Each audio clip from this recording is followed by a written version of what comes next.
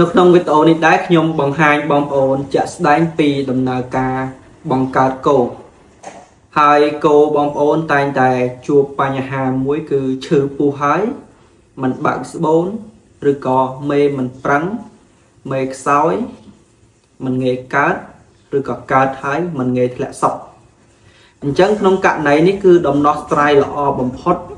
នៅក្នុងអំឡុងពេលដែលសត្វឈឺពោះគឺបងប្អូនអាចប្រើដោយអ៊ីសាព្រុសនេះចាក់ទៅលើសាច់ដុំក៏បានតសៃវ៉ែនក៏បានដែរសម្រាប់បងប្អូនដែលចង់ឲ្យលះកើតរងចាំរយៈពេលខ្លីគឺចាក់ដោយចូលតសៃវ៉ែនគុំកតុយតែម្ដងគឺធ្វើការបានលឿននៅក្នុងនេះគឺខ្ញុំបង្កើតផ្ទាល់សាច់នឹងឈឺពោះរយៈពេលចូល5ម៉ោងហើយឡើងបែកទឹកភ្លោះណាតែកូនអត់មានប្រឹងមានហាកូនក៏អត់ប្រឹងមេក៏អត់ប្រឹងអត់ងាយចេញទេអញ្ចឹងគឺខ្ញុំចាក់ចូលទៅតាមរស័យវ៉ាន់គុំកតុយចំនួន 10cc តែកន្លះម៉ោងទេគឺមេចាប់ដើមប្រឹងខ្លាំងគឺយើងធ្វើការបង្កើតបានហើយក្នុងដំណើរការបង្កើតគោនេះមានន័យថាគោនឹងវាអត់មានចេញជើងមកបានអីទាំងអស់ទេតែស្បួនបាក់ហើយវាបតាក់នៅខាងក្នុងគឺយើងទាញជើងខាងក្នុងនឹងមកទាំងពីរហ្នឹងឲ្យស្របគ្នាមានន័យថាដូចយើងលើកដៃសាពះអោនថ្វាយបង្គំអញ្ចឹងទាញជើងទាំងពីរហ្នឹងឲ្យផុតមកបានប្រហែលជានិយាយទៅជង្គង់ហ្នឹងហើយនឹងកញ្ចក់វាបានវែងផុតណាហើយយើងចាប់ដល់បំពល់ក្បាលមកស្របគ្នាដូចយើងលើកសាពះ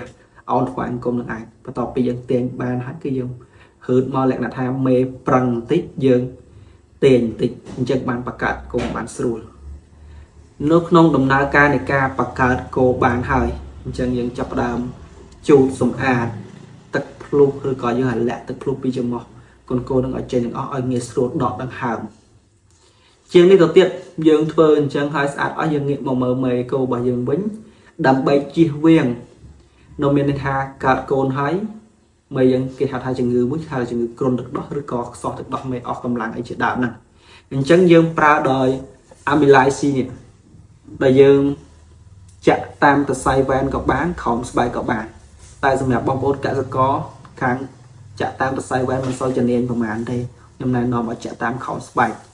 ចាក់តាមខំស្បែកគឺដោយប្រើខ្សែសេរ៉ូមគឺយើងព្យួរក្នុងមក10កន្លះលីត្រនេះឲ្យអស់តែម្ដងអញ្ចឹងគឺមេគោរបស់យើងនេះ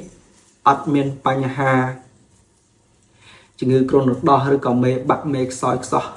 ទឹកដោះអីទេគឺសម្បូរទឹកដោះកូនបើសម្បូរកម្លាំងមិនអត់មានចេះមានបញ្ហាអីទេណាជាមួយនឹងអាមីឡាស៊ីនេះល្អបំផុតសម្រាប់